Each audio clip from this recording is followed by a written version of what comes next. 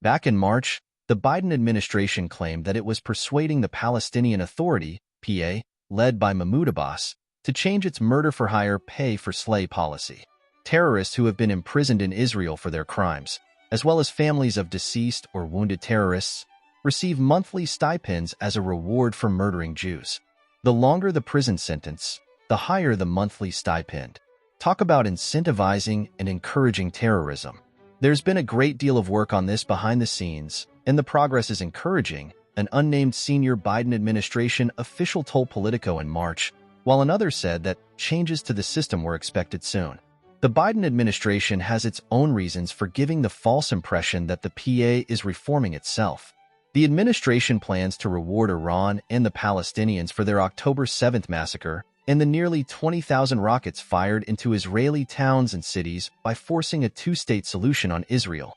Such a Palestinian state, according to the Biden administration, will be run by a revitalized Palestinian Authority, and for that it is necessary to give the impression that the PA has started to reform. That is why we are all now supposed to pretend that the PA leadership, with its praise of the October 7th massacre, calling it heroic, no longer promotes or rewards terrorism.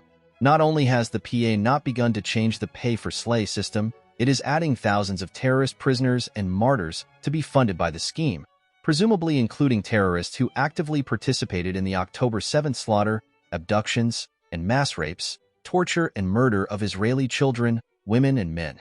According to Palestinian Media Watch, 9,750 terrorist prisoners are now recognized by the PA as eligible for monthly terror rewards, up from 4,300 prior to October 7th.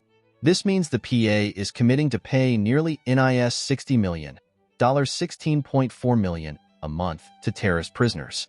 The PA has recognized Hamas martyr count, and a total of 38,983 new martyrs' families are currently eligible for terror rewards.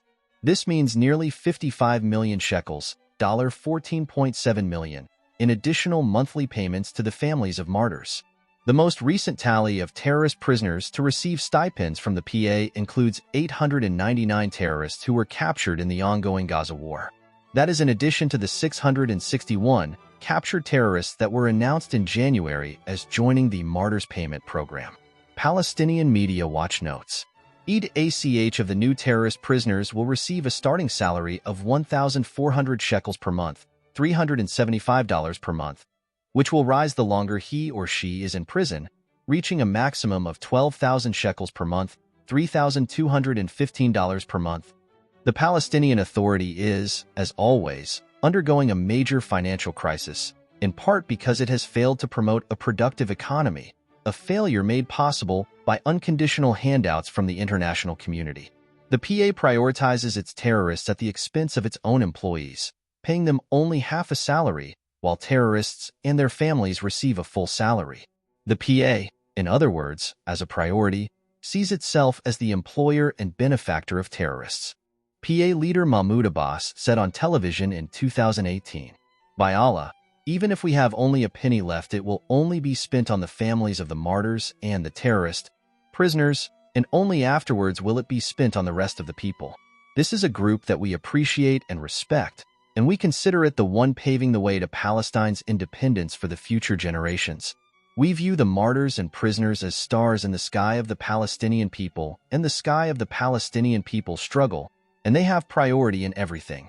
Fortunately for Abbas and his terrorists, both the Biden administration, the World Bank, and the EU stand ready with taxpayer financing to ensure that the terrorists are not about to run out of murder-for-hire payments anytime soon.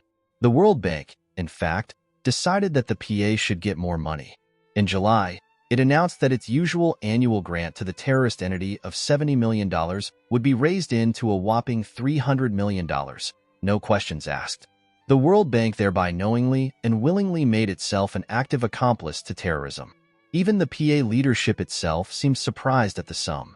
PA Prime Minister Mohammed Mustafa said, "The World Bank Board of Directors decided a few days ago to increase the annual grant that it provides to the state of Palestine from approximately $70 million to $300 million per year. This is an unprecedented sum in the history of Palestine's relations with the World Bank. Bold and original." Also in July, the European Union announced that it would provide the Palestinian Authority with €400 million, $435.5 million, of EU taxpayer money in emergency financial support in the coming 2 months, amid concerns within the EU that the authority could collapse. The sole reason why the PA is in the process of collapse is because of its pay-for-slay scheme, but this apparently does not bother the EU in the least. It happily continues to disburse EU taxpayer money to enable Palestinian terrorism. The money will be disbursed in the form of grants and loans in 3 payments between July and September, subject to progress in the implementation of the reform agenda of the Palestinian Authority, the European Commission said in a statement. What reform agenda? Incidentally, the €400 million are in addition to the €25 million the EU announced in May in a second portion of assistance to pay the salaries and pensions of PA civil servants. That is not all. Despite the deep involvement of UNRWA in Hamas terrorism, the EU is also pouring more taxpayer money there. In March, the European Commission announced. Today, the Commission has decided to allocate an additional €68 million to support the Palestinian population across the region to be implemented through international partners like the Red Cross and the Red Crescent. This comes in addition to the foreseen €82 million of aid to be implemented through UNRWA in 2024, bringing the total to €150 million. On May 31st, the EU Commission bragged. The European Union is the biggest provider of external assistance to the Palestinians, which amounts to indicatively almost €1.2 billion, $1.3 billion, for 2021 to 2024 under the European Joint Strategy, of which €809.4 million have already been adopted. It is inconceivable that European leaders are unaware of the PA's consistent involvement in terrorism and its approval of the Hamas atrocities committed on October 7th. After the killing of Hamas leader Ismail Haniyeh on July 31st, Mahmoud Abbas declared a day of mourning and lowering of flags to half-mast for a full day as a sign of mourning over the assassination of former Prime Minister Ismail Haniyeh.